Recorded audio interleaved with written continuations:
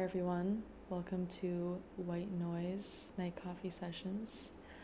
I am your host, Robin, here tonight at Greenkill with our feature for today, Eva Webber, who's sitting right beside me very quietly. And very excited to be here today. It is freezing out. It is so cold. I stepped outside for 30 seconds and was shivering down to my bones. And, that's just what the season calls for, and we have to accept it. But very glad to be here today. Thank you for joining me. So, my first question for you, who is Eva Weber? I guess I should have expected that one.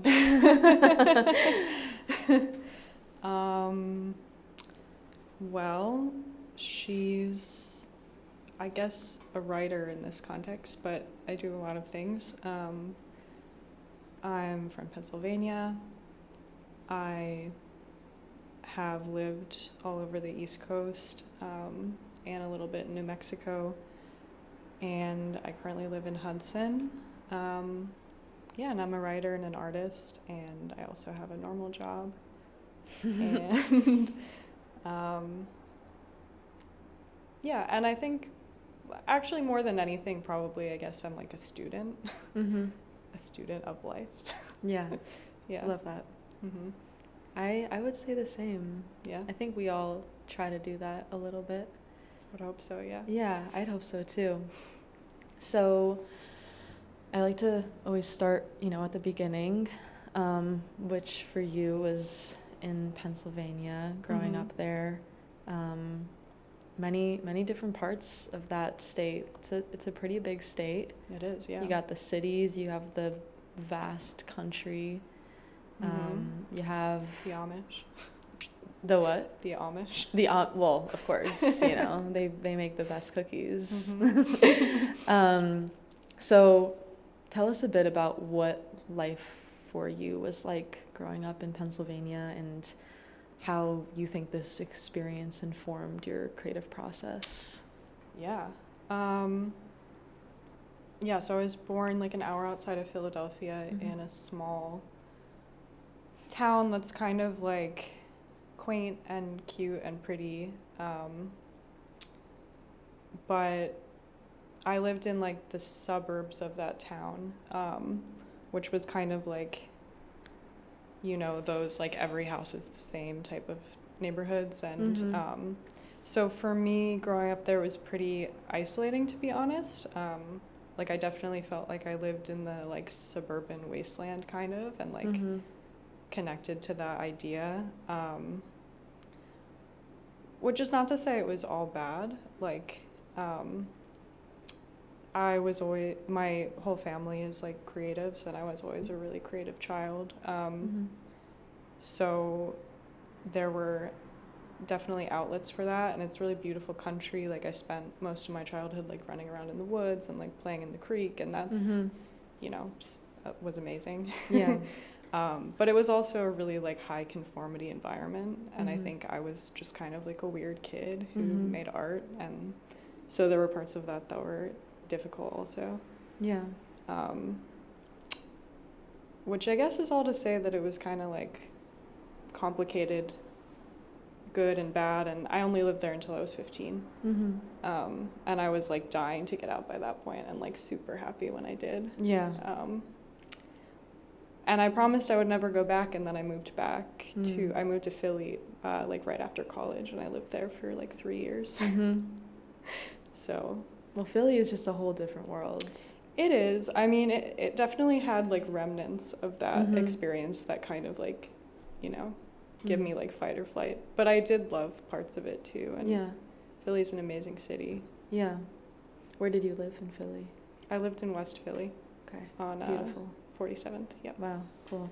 I've spent a bit of time there. I had a friend who lived there for many years, and it's just so interesting, like visiting different cities on the East Coast, and they're all cities, but they're all so different. They're so different. Yeah, it's like all the neighborhoods in Philly especially. It's like more of like a neighborhood focused city. It's so true. And there's all these like little pockets of art that I've found, just like random like murals and little, mosaics just like on like walls and stuff, and I'm like, this is just so lovely, and the food's great.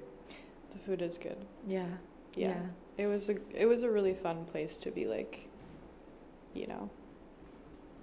I was like post-grad, so I was pretty young, and I was just like running around with my friends and going to art shows and like being crazy. Yeah. It was really good for that. Yeah, definitely. So whether, in your time growing up in the suburbs or, post that in Philly, what would you say are some of your earliest memories of writing and creating art, and, also some like early influences of yours? I mean, early memories, like reading and writing and drawing were like my earliest interests, and some of my earliest memories, period, are of doing that. So like, yeah, that was like a huge part of it. Was like all that I did when I was a kid, mostly read. I would say my first like memory of writing, which I must have been really young, but I would like hand write out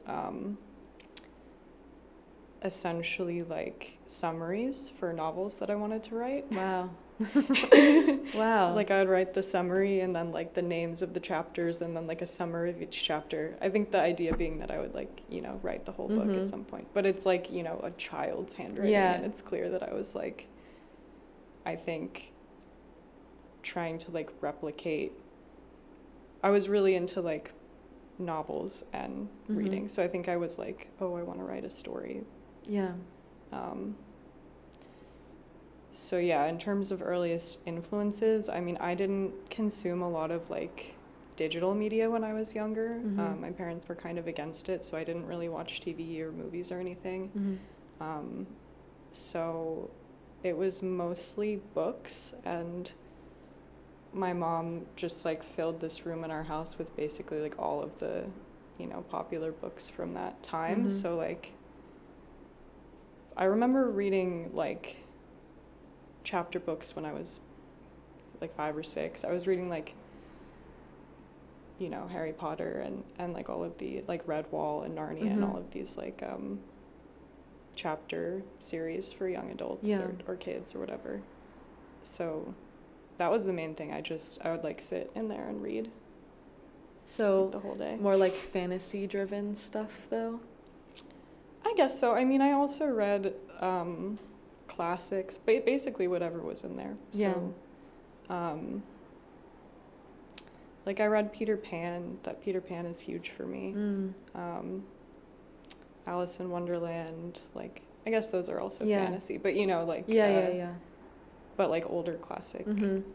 So, your tastes were curated by your mother.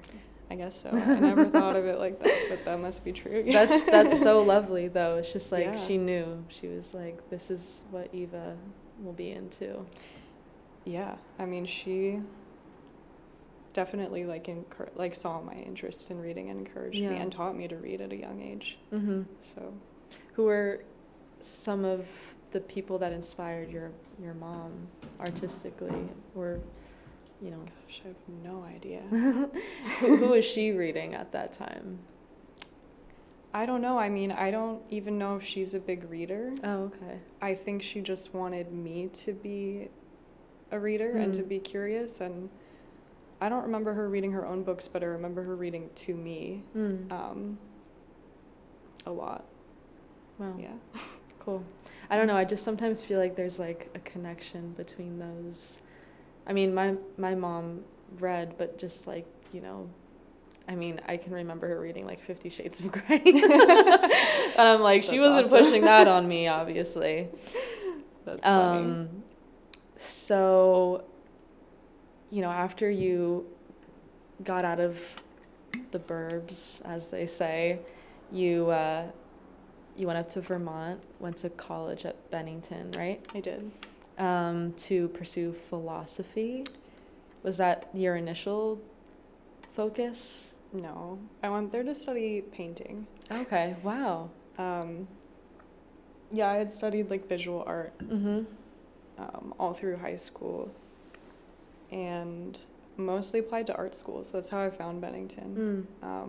But then when I got there, things didn't pan out. What do you think made you switch? I know what made me switch. I needed to fill some credits. I was missing a class, like my second semester or something, and there was only one option. So I took that class thinking that I would hate it. And I ended up like asking the professor, like, what is this? Like, how can I read more of this? And he was like, this is philosophy, basically. And I had never heard of that, Wow. which is hilarious because like so many kids went to that school like already prepped with this knowledge. And I mean, I was well educated, but like I had never really heard of that, and they had already like read all this stuff, and so I was just like, this is awesome. Like, what is this? How do I get into this? Trying to like make up for lost time. Yeah. I also wasn't exposed to anything like that in school. It was very just like core curriculum kind of stuff. Totally. Which, I think is good in some ways, but if we taught more kids about philosophy, imagine like where this world would be, I know. I think having like been through that education now, I'm like, I really wasn't taught the things that mean the most to me, that I think that are the most important, like philosophy, history, like literature. I didn't really get taught those things. Yeah. So at what point in your academic career did you make that shift? Well, so I made the shift from visual art. Then I wanted to study literature and writing because my great dream my whole life was to write novels. Like I just, since I was like really little. So then I wanted to do that, and then I think because I found those classes sort of like tedious and difficult. Because so much of it is spent like reading other people's writing, and I just, to be honest, I wasn't very interested in that. And also because I realized I wasn't a very good writer at that point. I pivoted, and I was really interested in philosophy because I felt like it offered like a deeper understanding of reality than I had encountered. And I thought, well, if I want to write novels, I have to like understand the human condition, and I have to understand like the way that time works and like what makes a person and like all of this stuff. And I just don't think I'm going to learn that in like a writing seminar. I think I'm going to learn that studying like, this whole swath of like knowledge that's out there. Yeah. That's such I feel like that trajectory, like thinking about it from the perspective of someone who went the traditional like creative writing, lit route in school, I feel like I would have benefited so much from that, because like even now I'm like, I feel like I'm still catching up, because it's all so technical, and it's all just like they're trying to teach you how to write, but that's not, I mean, I know you can like teach people how to write, but I think there's so much merit to what you're saying, and having that really strong groundwork to like frame these things off of is so important. And I wish they would like tell students that more. Yeah, I mean, I feel like the whole, I don't want to go on a tangent, but I feel like the whole like academic view of writing can be sort of limiting in that way. And I wish it was Yeah. more balanced too. Like, Mhm. you know, I took my path, which I'm happy with, but I certainly don't write as much and probably as well as people who really study writing. Yeah. I mean, I studied writing, and I feel like half the people I went to school with don't pick up a pen anymore. Yeah. Yeah. You know, and I think it really depends what you're trying to get out of it, especially. Yeah, that's true. That's so interesting, though. I never really thought about the connection to writing like that, even though it seems like, I wouldn't say obvious, but it's when you put it that way, it's oh yeah, of course, that makes so much sense. So I guess now, looking back, how have your studies in philosophy and, your post-grad developments with it as well inspired and informed your writing? Yeah. I know that's a big question. It's a big question. Yeah. I mean, so I studied philosophy in college. I definitely sort of forgot that I had even started doing it in order to write fiction. Mm-hmm. Because I just got so obsessed with it and entrenched in it, Yeah. which is not a bad thing, but I spent a solid, I don't even know, 8 years just studying philosophy. Mm-hmm. Trying to get a really solid base of knowledge. Mm-hmm. That was really important to me, and continuing to write, but I was writing essays and theory related stuff. Yeah. And then basically I went through a hard time. I had a hard year, and I think that a lot of what had fueled my study in philosophy was ego. Mm-hmm. It's a really competitive environment, especially Yeah. Online and in how it relates to politics, and I liked that about it. I liked, studying really hard. I wasn't in school at this point. I was just a person who was privately studying Mm-hmm. philosophy. Mm-hmm. So I liked that, but I think once I went through that hard time, I was kind of this doesn't hold the same allure to me anymore. Yeah. It's still fun and interesting, but it just didn't have that depth of meaning that I really needed. Mm-hmm. And that's when I kind of became more interested in well, it started with yoga, but Eastern philosophy, basically. Mm-hmm. I had been studying the Western canon, and I realized that I had a crisis of faith in meaning, basically. Mm-hmm. And so I needed to find something that still helped me understand reality, but had this other plane. Mm-hmm. And part of the hard time was I had a friend who had died, multiple friends who had died, actually. So I think thinking about not just history and people who lived and ideas, I needed something more than that. Yeah. So yeah, then I started getting into mystical stuff. Mm-hmm. And mythology and ancient history, which I had studied but I hadn't revisited, and Yeah. So it just kind of changed my set of interests, and it also took away my kind of my ravenous spirit about being the best and learning everything. I was really Right. really, Which had, is a super Western conception of philosophy, I feel. yeah, absolutely. Yeah. Yeah. And it's such a thing, again, with academia, and I was working in colleges at this point too, not teaching or anything, but in that environment. Mm-hmm. And it's just so pressurized and so specific. Mm-hmm. Yeah, so doing away with that whole thing and being I don't need to school bros online anymore. I can, Although it is fun in it doses. Is fun. I still do it. Yeah. You can admit it. Yeah. Yeah. That's always fun. Yeah. But I didn't need to do that anymore, and I kind of moved into I came back to to my fiction practice, Mm-hmm.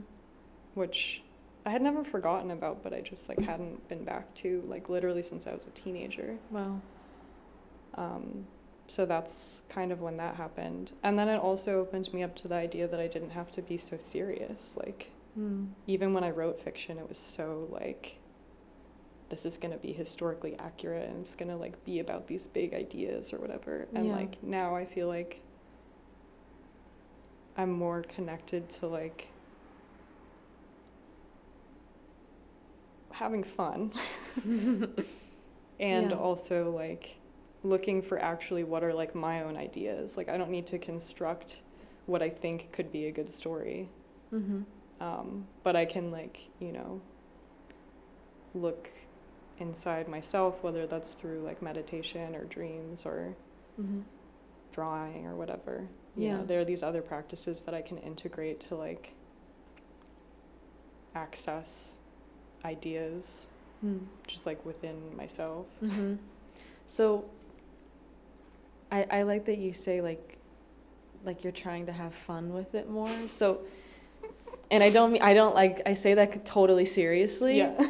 And I'm curious like what that exactly looks like for you, because you mentioned it's like kind of looking deeper within yourself and like channeling these different aspects of like, you know, I mean, I guess different processes and, you know, putting that into practice. But like, what does that look like for you? And I guess maybe not even in comparison to what you were doing, but in general. Totally. I mean, the practical answer I think is like free writing, basically. Like, just like sitting down and letting like sentences just kind of like fall out, as opposed to like sitting down and being like, I'm gonna write this part of this story and it should be like this. Like, just letting whatever comes out. And I think that's like more connected to fun, because it's like funny things come out. Like it's spontaneous, and I feel like you're kind of like pulling the threads of your subconscious and like some of the stuff that I first wrote when I started doing that was just like ridiculous. Like it's nonsense basically. Oh, totally. You know? Like it's not even. Oh no, yeah, that's like a whole category of like my work is just nonsense poetry. Totally. Like literally titled that. And it is so fun. And it's so fun. It's like once you can tap into that, it's like I totally get it, because that's something that on one hand I feel like I've always embraced so deeply within myself, because I never was like creating with expectations. I was just like doing it because I was like, I just have to, and I just want to. And now I'm actually like trying to like do the inverse of that. I'm trying to be more intentional, which has been super challenging, because everything in me just wants to like say fuck it and like go crazy, which is like great, which is so great. But I think it's really lovely that you're having that experience like later on, and now you're, you know, able to, you know, I have fun with your writing and see that different side of yourself through it, because it's like so empowering. Even if you don't do anything with it, it's just like, for me, it's just like reading it back to myself, I'm like laughing, because I'm like, I get it, you know, I understand where this is coming from. Right. And I think that's like, at the end of the day, that's really like the most important part, you know? Yeah. So we're talking about all of these really big things, you know, and you mentioned them in your bio as well, about like, you know, how you weave in like esoterica and history and time and all of these different themes in your writing. And I want to kind of do like a short deep dive into like 3 of them. Okay. Because like some of them stood out to me, just because I like personally was like, oh, I kind of relate to those. First off, like esoterica, which I think is, well, it's kind of like everything in a way, Yeah. So,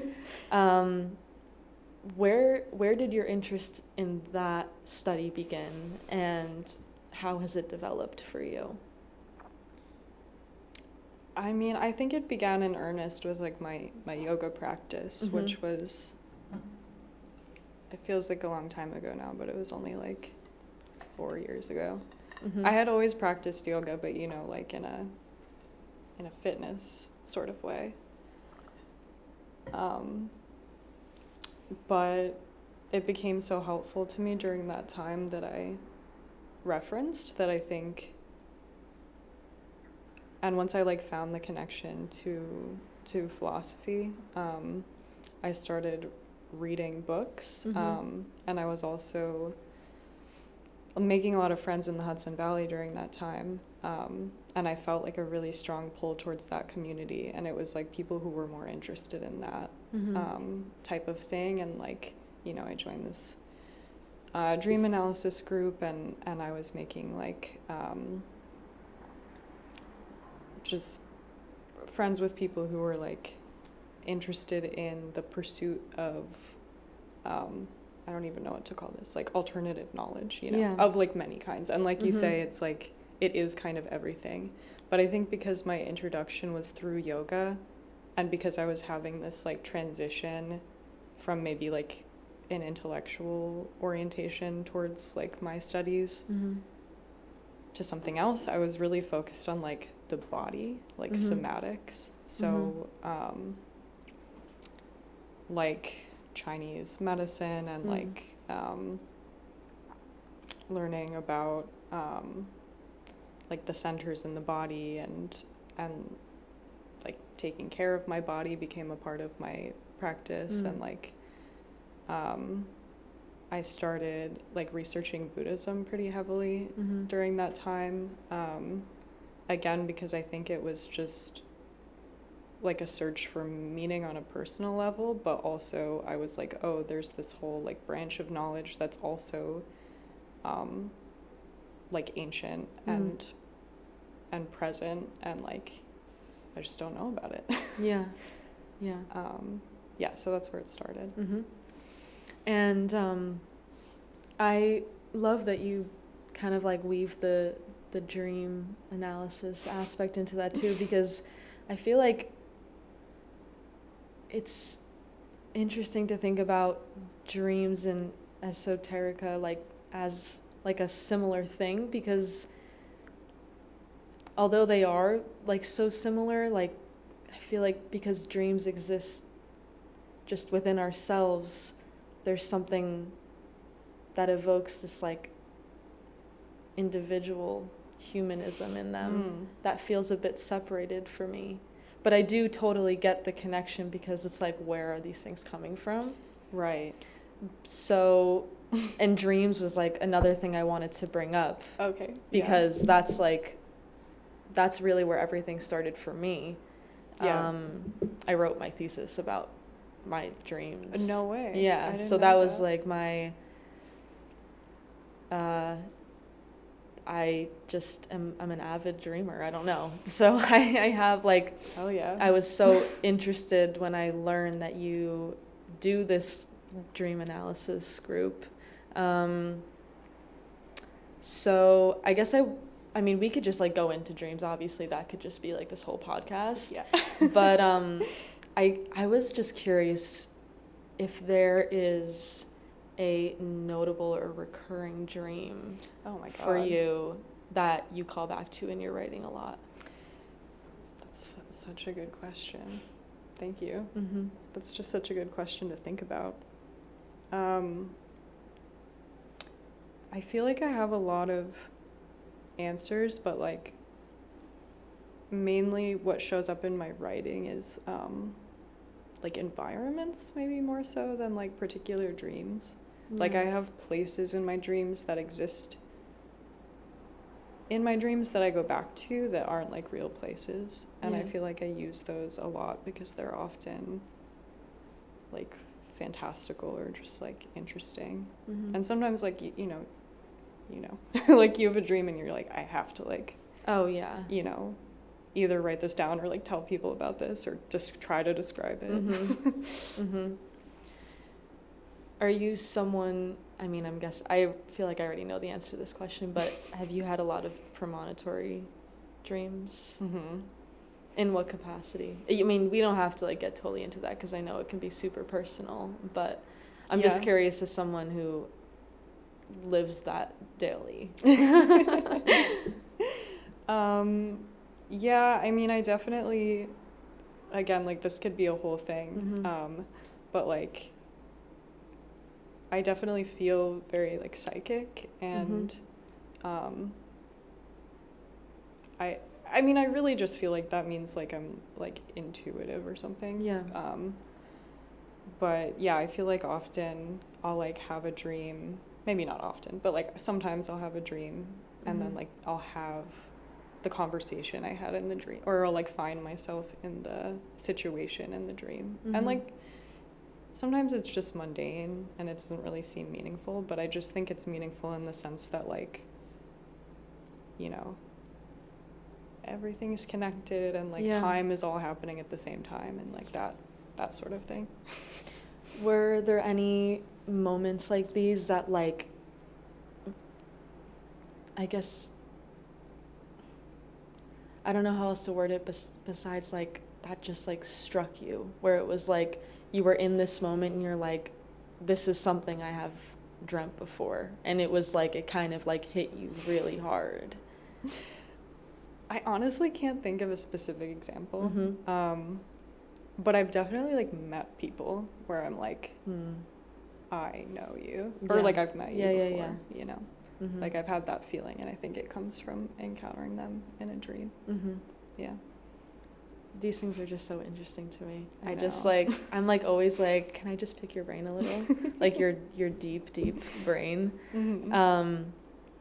So yeah, dreams, you know, a part of me just wants to like keep talking about this for the rest of but I'm like, we gotta make time for everything. So the other thing I wanted to ask you about was religion, because I know religion and spirituality very entwined, especially with philosophy. Yeah. I mean, they're all kind of like the same side of a different coin, you know? Totally. So it's interesting because my question was going to be about if you feel like you channel more like traditional, like Western religion and spirituality, but we've been talking so much about Eastern religion, which is also so interesting to know and like makes sense, like knowing you a bit. But would you say that you're channeling more religion in like a grand, like capital R sense, or is it something that's more like the spirituality calls to you with like, you know, a higher power or something like that? I mean, I definitely have like my personal relationship with spirituality, which is more about like the latter. You know, it's like my connection with whatever, but I also just have like an interest in religion in like a grander sense. I mean, I don't know, I have like an interest in everything, you know? Right. And I guess like my question is more like, how does this inform your writing, right? Because that's kind of like where it all goes back to. It's like, right, how has this inspiration worked into, you know, your creative output? I mean, I guess I would say that I see it in the way that I understand like people, like people's motivations. Like I think everyone is like worshiping something, whether they know it or not, or like are conscious of it or not. And I think if you want to understand people, and if you want to write well, you should understand people well. You have to understand their motivations and like the way that they think. And obviously religion is, you know, like capital R religion is just one aspect of like the whole constellation of ideology, and there's so much more that Right. goes into that. But I think like as I've studied spirituality more, I'm more inclined to think that like, in my opinion, it tends to boil down to like a like a devotional practice. Mm. And is that like a daily practice? Is it something that like just comes and goes when you need it? For me, Mm-hmm. I guess I wouldn't say I'm like super dogmatic or like disciplined Mm-hmm. about anything. Mm-hmm. But I have like a practice. Yeah, I like meditate and do yoga and read. Yes. Yeah. That's really like what it all Yeah. comes down to, right? Mm-hmm. So on a similar vein, are there any, in your present day, are there any writers or creative people who have influenced you or are currently influencing you that, you call back to in your writing a lot? Sure. I mean, I'd say most of my influences or people that I look up to are like mostly not living, or at Mhm. least not contemporary. Yeah.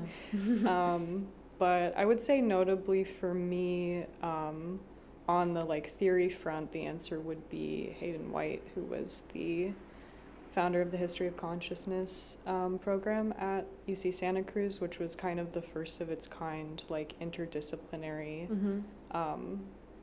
program of study that focused on philosophy and politics and history. Mm-hmm. He wrote this book, Meta History, which was really influential to me when I was in college, which essentially posits that history can be understood more as a narrative than as like a set of truths, which is, just like a thread that's kind of carried through my writing in all disciplines Mm-hmm. and like my life.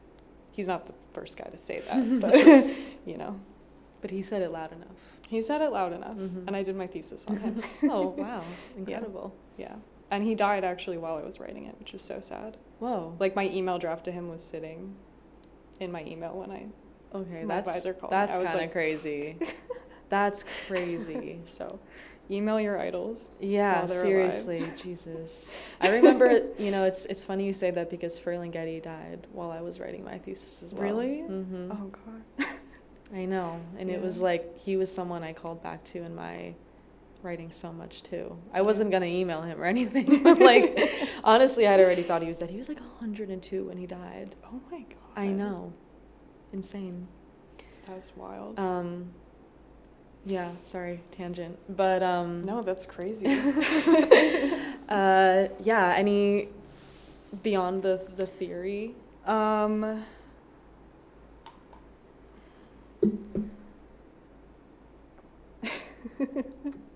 Everyone I'm thinking of is a philosopher. But, I mean, as I've told you, regrettably, I haven't read a lot of poetry.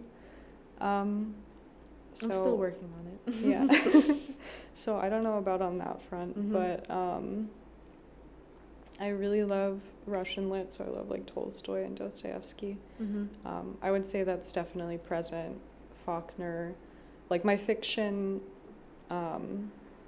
is, I think I'm really interested in the kind of, I don't know how to say this, like the dryness of the prose or something. Not that it's not embellished, but it's kind of distilled. Oh, totally. Yeah. And I'm really interested in that like realism. So I love that style of writing. Do you know Jan Fosse? Mm-mm. Okay. We're going to talk after Okay. this. He was actually the Nobel Prize winner in last year, I think. Okay. Very, very along those lines, though. So I'll put Great. you on. Thank you. Yeah, I'm so into the really. I feel like dry is a good way to put it. I don't really know how else I would put don't know how it. to say it. Like, I don't mean like bland, but just No, kind of no. like, I think there's like, obviously, like there's, I'm like trying to think of writers who are like the opposite of that, which are like, there's thousands, but my mind is obviously blank right now.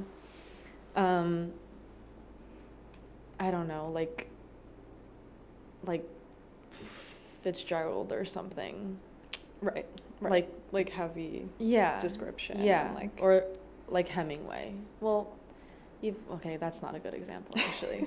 But you know what I mean. Like, I know you get it, so we're going to move on. Mm-hmm.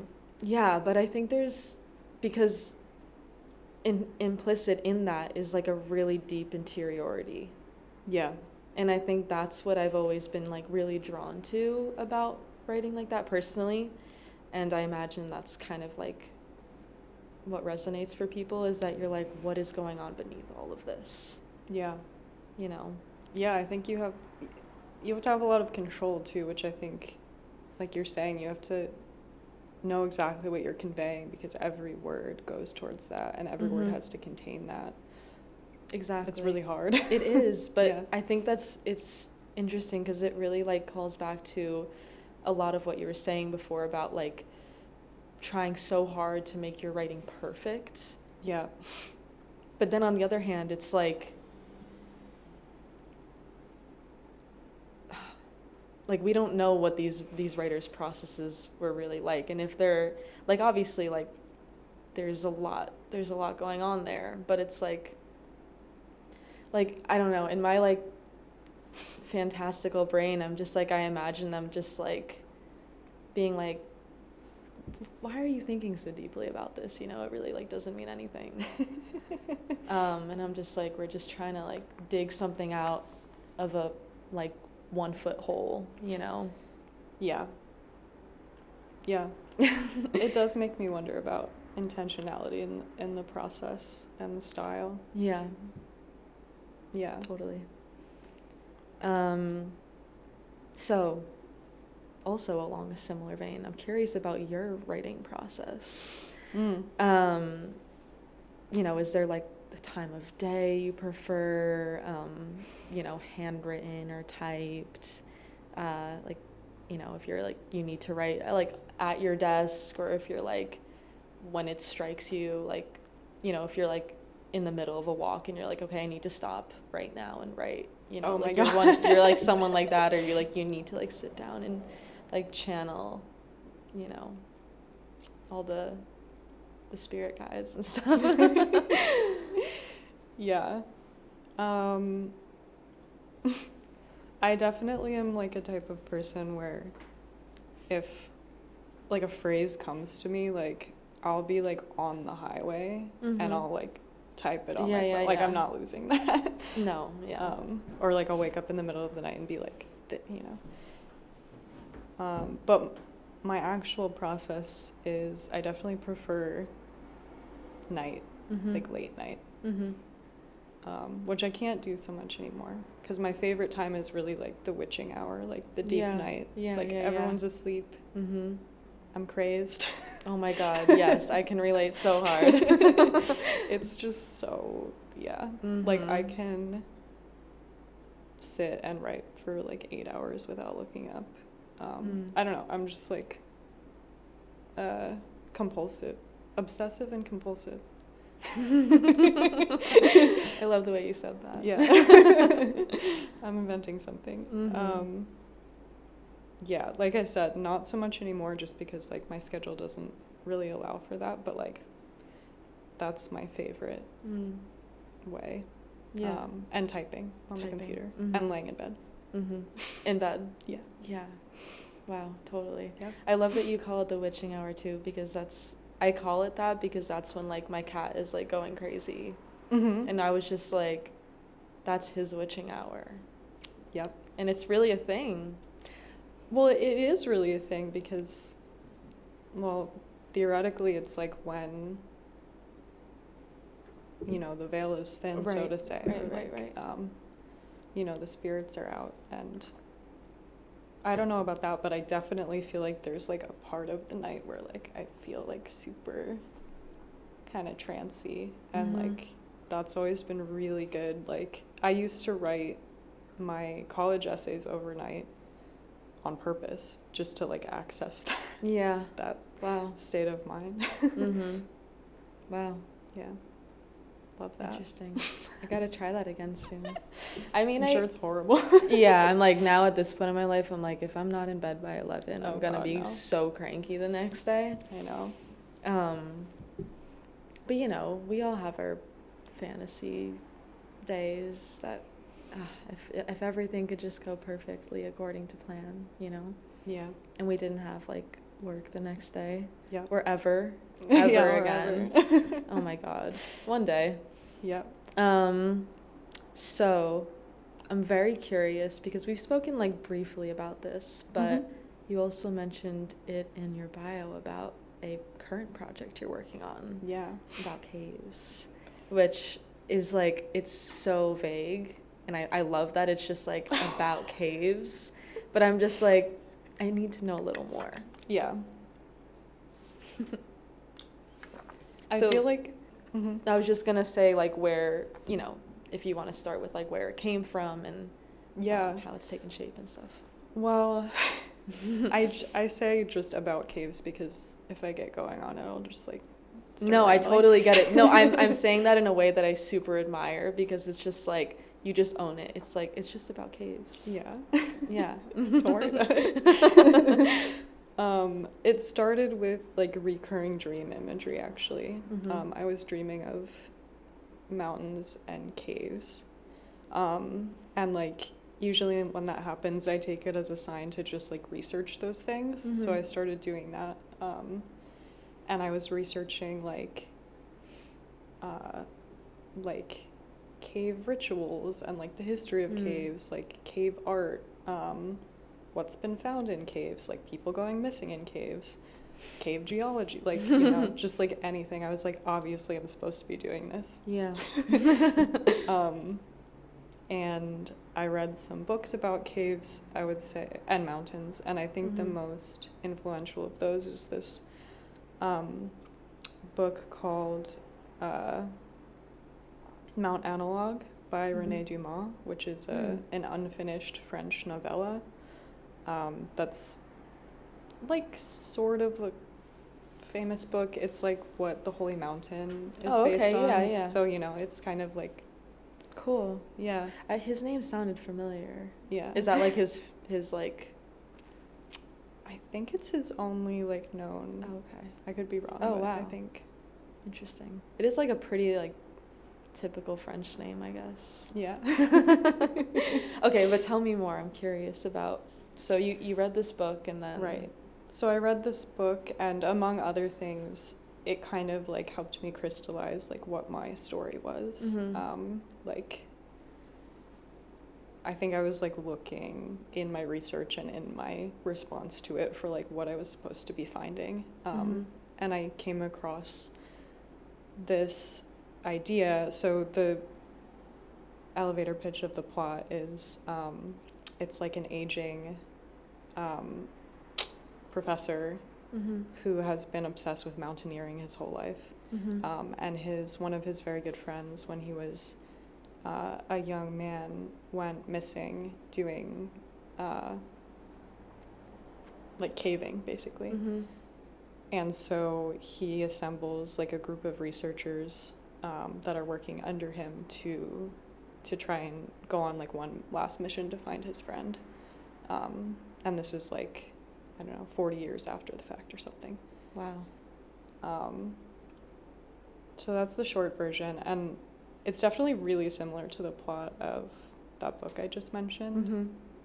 Not exactly. Yeah. That book is about a mountain, and it's about a group of explorers who are trying to search for this like mythic mountain that can't be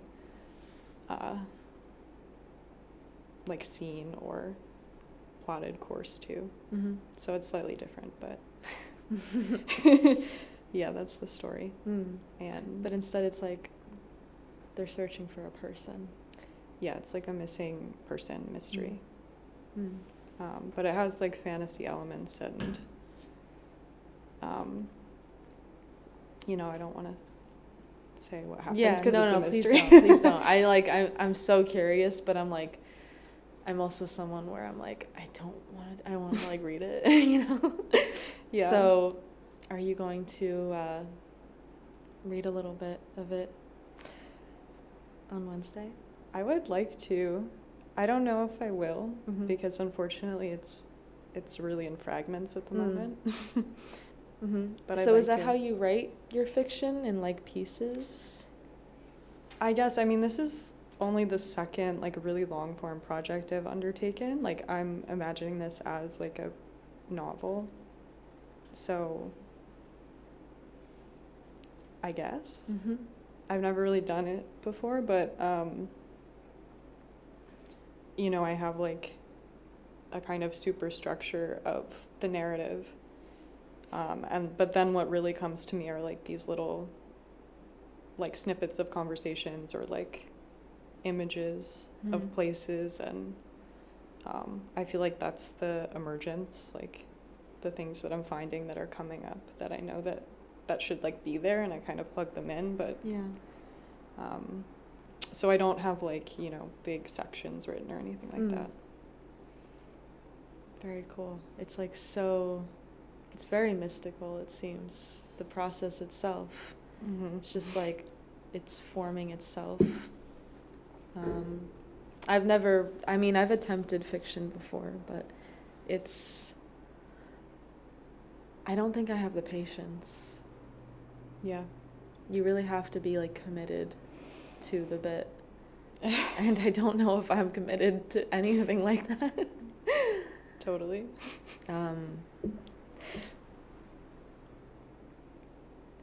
So how long have you been working on it? So I've been working on it for at least 2 years. Mm-hmm. This is very disappointing whenever I talk about it, but I imagine that it's going to take a long time. I kind of want to let it present itself. Like, I don't want to force it, so. Yeah. There's nothing disappointing about that. That's just like how it goes. Totally. You know, I'm committed to this project, and I'm committed to like writing novels, but I'm kind of non-committal in general, so I'm just like. No, I totally get it. I'm like, that's the thing. It's like, I know for me it would be similar. I'd be Yeah. like toiling over it for years. Yeah. And I'd be like, it's really like, you know, the difference between like cross country skiing and like, you know, just going down at the bunny slope. Yeah. And you really need to have endurance for that. And it's a different kind of endurance, because it's like endurance with your, it's like obviously endurance with yourself, but it's like endurance with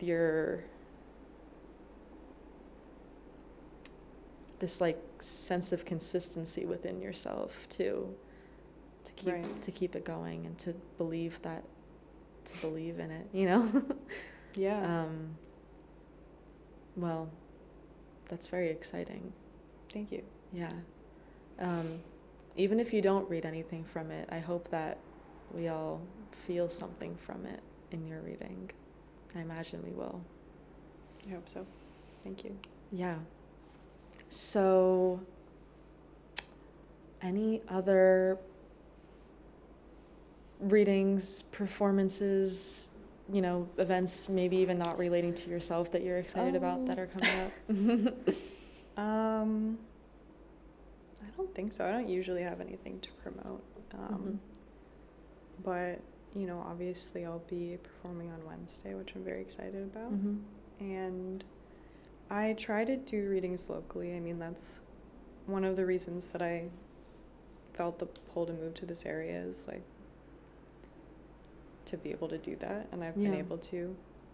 So I'm sure that will continue. Mm-hmm. And where can people find more of your writing if they're interested? So I have a blog. I am Fang to Neurotica on every platform, so if you want to find me on any platform, That is my username, and that is my blog spot. So fangtonerotica.blogspot.com. Got it. Yep. And last question, which is not really a question, but just because you brought that up and it reminded me of something. I know you have a very special creature in your life. I do. And we love cats here. So do you want to just tell us a little bit about him and why he's so special? Yeah. I have a 7-year-old orange cat named Fang. After Hagrid's dog in Harry Potter. Wow, perfect. Yep. And I got him in Philadelphia when I lived there right after college, and he's really special. He's really magical. Mm-hmm. When I picked him up, the woman who was there was like, orange cats are magic. Mm-hmm. And I was like, oh, yeah, but it's true. Yeah. Wow. Is he like casting spells on you as you sleep and stuff? I don't know. I mean, I definitely think he's a protector, and I think he can like see spirits, and he's very like I mean, all cats are intuitive, but like he's very sensitive. Yeah. Yeah. Wow. I just had to ask because I'm like, we always have to bring up cats one time on the podcast. It's like kind of essential at this always point. Good. Mm-hmm. I also have a very special kitty in my life that everyone has heard about probably 1,000 times. And he's not as much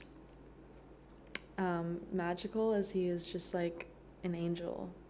He's just like a tiny angel. And so I get it. I get the,